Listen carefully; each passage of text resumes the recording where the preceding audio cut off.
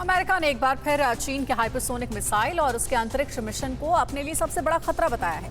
चीन ने अमेरिका के लोकतंत्र पर क्यों सवाल उठाए और ईरान के न्यूक्लियर प्लांट के पास हुए धमाके का सच क्या है? ग्लोबल टेंशन से जुड़ी दुनिया की सभी बड़ी खबरों के लिए देखते हैं टॉप 9 वर्ल्ड बैटल ग्राउंड। चीन के हाइपरसोनिक मिसाइल टेस्ट और उसके अंतरिक्ष ऑपरेशन को लेकर अमेरिका लगातार सवाल उठा रहा है। यूएस स्पेस फोर्स के जनरल डेविड थॉमसन ने चीन के अंतरिक्ष प्रोग्राम को अमेरिका के लिए बहुत बड़ा खतरा बताया है। जनरल डेविड थॉमसन ने कहा है कि अगर अमेरिका ने वक्त रहते माकूल कदम नहीं उठाया तो आने वाले दशक में चीन अंतरिक्ष में सबसे ताकतवर मुल्क बन सकता है। चीन और अमेरिका के बीच जारी तनाव के साथ जुबानी जंग भी चल रही है। चीन की कम्युनिस्ट पार्टी ने अमेरिकी राष्ट्रपति जो बाइडेन की मेजबानी में होने जा रहे वैश्विक लोकतंत्र सम्मेलन की कड़ी निंदा करते हुए अमेरिकी लोकतंत्र पर सवाल उठाए हैं। चीन इसलिए भी तिलमिलाया हुआ है क्योंकि इस बैठक में ताइवान को भी बुलाया गया है, जबकि चीन और रूस को न्योता नहीं दिया गया है। समुद्र में दादागिरी बढ़ाने के मकसद से चीन ने दुनिया का सबसे बड़ा एंटीना बनाया है, जिसके जरिए चीन हजारों किलोमीटर दूर अपने जासूसी पनडुब्बी को अंतरिक्ष से संदेश भेज सकता है। चीन इसके जरिए पनडुब्बियों के खतरे से निपटने और पड़ोसी देशों की जासूसी के लिए संदेश भेज सकता है। इस एंटीना की लंबाई और चौड़ाई 100 किलोमीटर बताई जा रही है। सैकड़ों छोटे छोटे द्वीपों वाले देश सोलोमन द्वीप चीन से रिश्ता खत्म कर ताइवान के साथ फिर राजनयिक संबंध को वापस कायम कर सकता है। सोलोमन द्वीप में चीन के खिलाफ पिछले कुछ दिनों से हिंसक प्रदर्शन हो रहा है।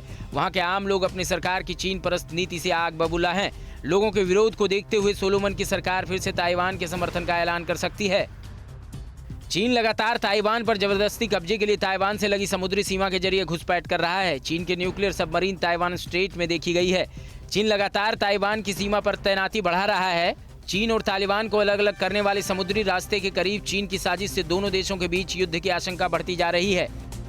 ईरान के न्यूक्लियर प्लांट वाले शहर नतांज में किए गए एयर डिफेंस ड्रिल के दौरान ईरानी फाइटर जेट 5 निगरानी ड्रोन्स को मार गिराने में नाकाम रहे। सूत्रों के हवाले से मिली खबर पर ईरान की ओर से फिलहाल कोई आधिकारिक रिएक्शन नहीं आया है। 2 दिन पहले नतांज में एक के बाद एक बड़े धमाकों से पूरी दुनिया में हड़कंप मच गया था। बाद में ईरान ने इसे डिफेंस ड्रिल बताया था।